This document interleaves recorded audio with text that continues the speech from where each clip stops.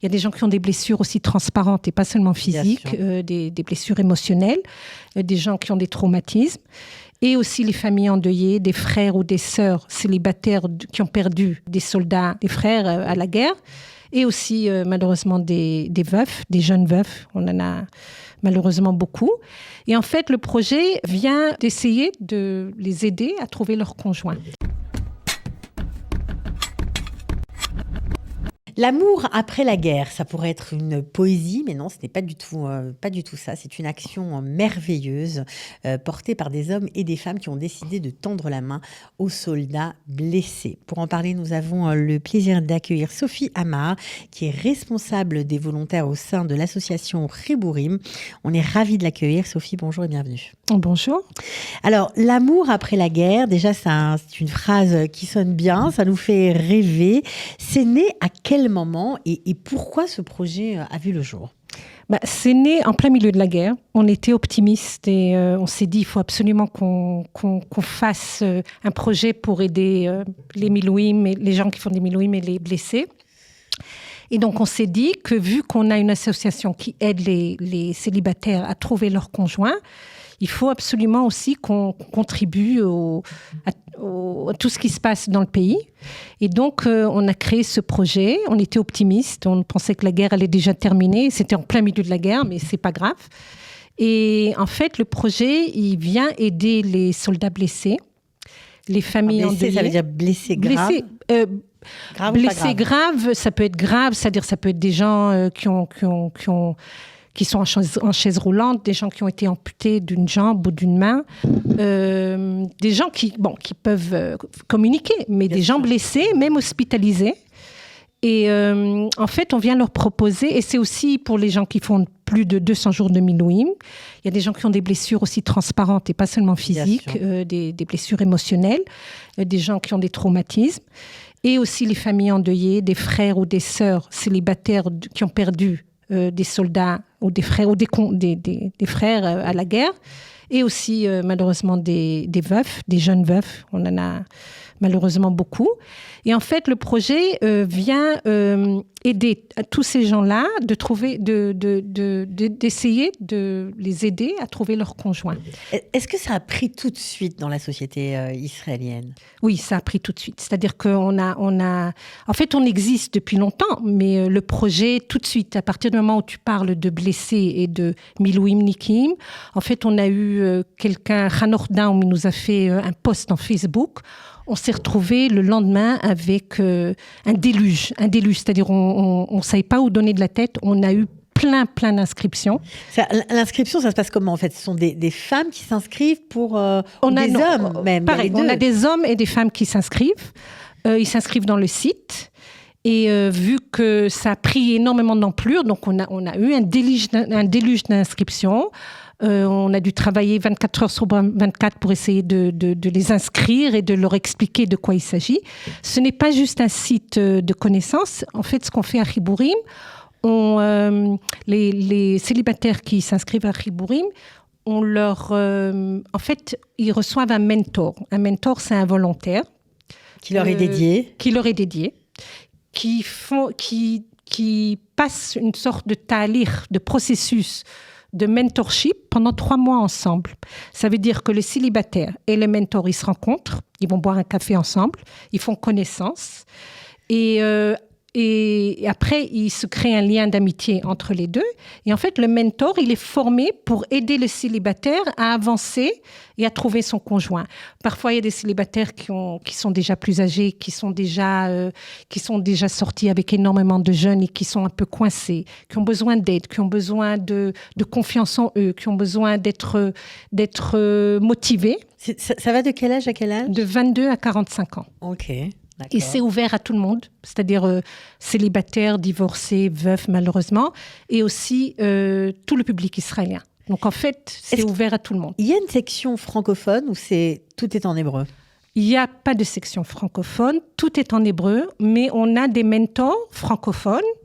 on a des mentors anglophones. C'est-à-dire que s'il y a des francophones qui s'inscrivent et qui veulent trouver un mentor qui parle français, on peut leur trouver des Européens ou des gens qui parlent français qui peuvent les aider. Oui. Alors, juste pour revenir à ce projet, on va dire que votre idée a malheureusement rejoint votre vie personnelle, puisque vous avez un fils qui a servi pendant cette guerre glaive de fer et qui malheureusement a été blessé en Syrie. Comment va-t-il d'abord ? D'abord, Baruch Hashem, il va beaucoup, beaucoup mieux. Et il est pratiquement... mercredi, si Dieu veut, il termine son shikoum, sa réhabilitation. Ok, donc on en sort. On en sort complètement. Ça a été très long. Ça a été très long. Et encore, je veux dire que Baruch Hashem, c'était une blessure grave, mais rien à voir avec d'autres blessures que j'ai vues. C'est-à-dire qu'on remercie Dieu que c'était pas trop grave. Il était indépendant depuis le départ, c'est-à-dire Baruch Hashem. Alors, justement, pendant sa blessure, il était en Shikoum Tel HaShomer. Là aussi, vous avez rencontré d'autres blessés. Et là aussi, vous vous êtes dit qu'il fallait faire quelque chose pour eux.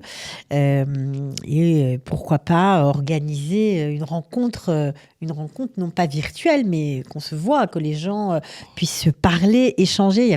Vous avez senti qu'il y avait besoin de ça. Absolument, absolument. C'est-à-dire que on a passé beaucoup de temps à Tel HaShomer, on a rencontré beaucoup de blessés, des jeunes, des moins jeunes.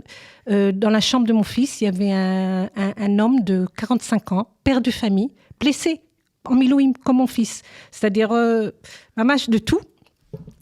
Et donc, en étant à Tel HaShomer, on a rencontré beaucoup de blessés, on a rencontré énormément de volontaires.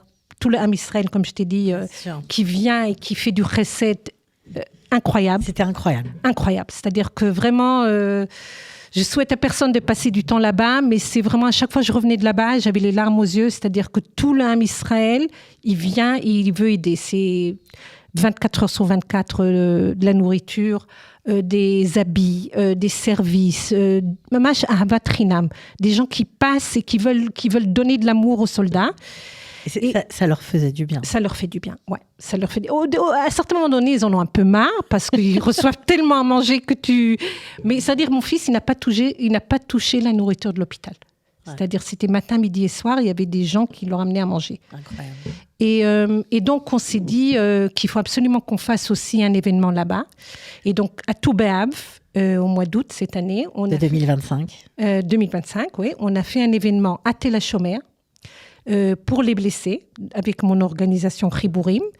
Et quand on a commencé à faire de la pub, on a eu un déluge d'inscriptions de jeunes femmes, moins jeunes, c'est-à-dire de 22 à 45 ans, qui étaient intéressées de venir rencontrer des blessés. C'est-à-dire, on a eu tellement d'inscriptions qu'on a dû faire une liste d'attente et on a dû arrêter. 200 femmes qui se sont inscrites. Qui se sont inscrites pour... ouais, c'est fou. Incroyable. Et donc, on a fait le premier événement, on a fait à l'hôpital. C'était très émouvant, il y avait une très bonne ambiance. On a eu de la musique, on a eu naturellement un grand barbecue. Il y a des gens qui se sont rencontrés pour la première fois, en tout cas qui ont osé faire le pas d'aller vers quelqu'un d'autre. Oui, il y a des gens qui se sont rencontrés, les jeunes femmes aussi qui étaient là, elles étaient très... En fait, c'était une sorte entre le Bikur Cholim, le fait de venir visiter les blessés et aussi de les connaître. Donc, c'était très informel comme ça. Et il y a un jeune blessé qui a été brûlé dans un incident à Gaza, qui, jusqu'à ce moment-là, ne voulait pas sortir de sa chambre. Il était brûlé sur tout son corps? Pas sur tout son corps, mais c'était des brûlures visibles. C'est-à-dire, et son visage, il a perdu 2 doigts, la main, c'est-à-dire... C'est compliqué. C'est quelqu'un qui a fait plusieurs greffes, beaucoup de traitements. C'est des traitements qui durent très longtemps. Beaucoup d'opérations, en fait. Et c'est la première fois qu'il est sorti de sa chambre. Il est sorti de sa chambre parce qu'il a senti l'amour et l'ambiance et il est venu. Et rien que ça, laisse tomber s'il rencontre quelqu'un ou pas, mais le fait de sortir de sa chambre, c'était incroyable. Après, suite à cet événement-là, on a décidé de faire un autre événement quelques mois plus tard. Mais là, on a fait un pas de plus, c'est-à-dire qu'on ne l'a pas fait à l'hôpital. On l'a fait...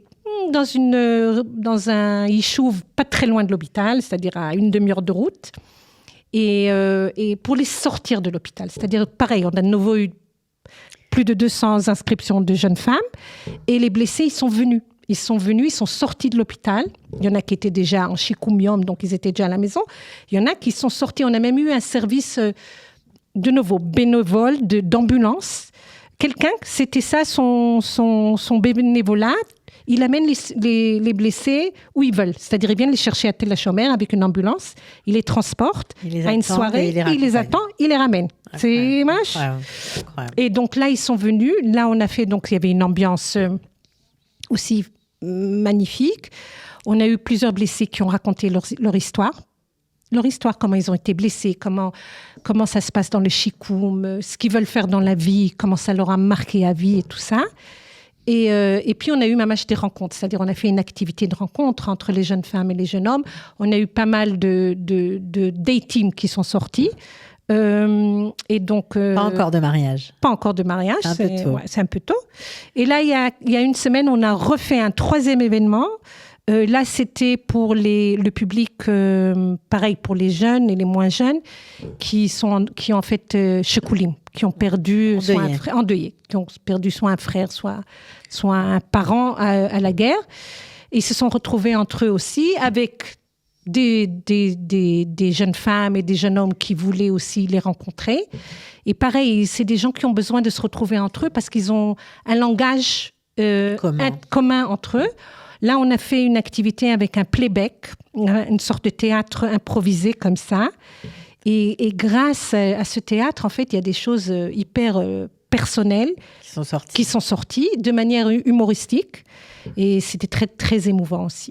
Ouais. Donc voilà. Vraiment, c'est un projet qui a pris, évidemment, ça correspond tellement bien à l'ADN israélien. Maintenant, pour la petite histoire, c'est que votre fils, qui était donc blessé, a lui aussi eu un chidour, pas par le site, mais un chidour. Et c'était aussi à l'hôpital que la première rencontre s'est faite. C'est fou, quoi. Exactement, ouais. C'est Mamash Baruch Hashem. Mon fils, en fait, il était à l'hôpital pendant 3 mois, en Shikoum Malais. Et vers la fin, il a fait énormément de progrès, beaucoup de physiothérapie, mamash, des soins incroyables là-bas aussi.